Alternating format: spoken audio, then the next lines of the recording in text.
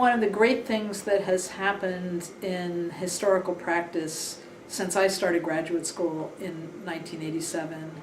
is that there are few projects now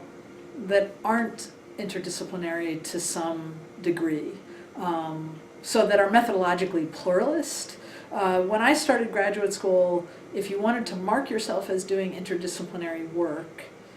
you tended to affiliate with a studies program, with American studies for Americanists, or with various ethnic studies, or Latin American studies, women's studies, because those were the places where you could do interdisciplinary work. You couldn't read novels and call it history. And I think history as a big and capacious discipline has adapted in the last 30 years so that it's hard for me to think of a dissertation that's been done in my department recently that hasn't operated on a number of registers, that hasn't read scholarly literatures beyond the literature produced in history journals,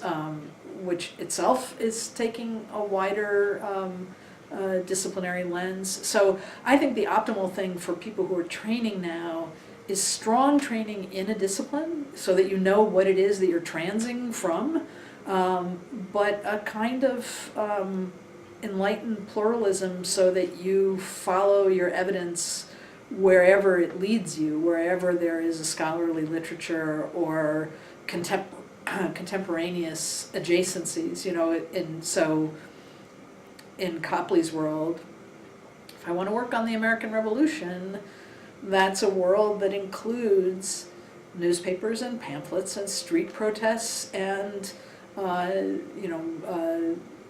Ciceronian oratory and belles lettres, and all of those have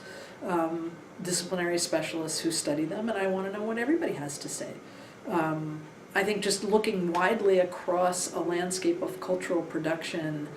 as evidence for our history topics requires a kind of transdisciplinary pluralism now, and I think it's a great move. I don't think it has to be, always formalized with formal study in another discipline. I think history is lucky to be a vernacular discipline and a kind of omnibus discipline. If you look around the seminar table at a faculty meeting, you'll see people who incarnate what history is in as many different ways as there are people in the room, and I think that's one of our great strengths as a discipline.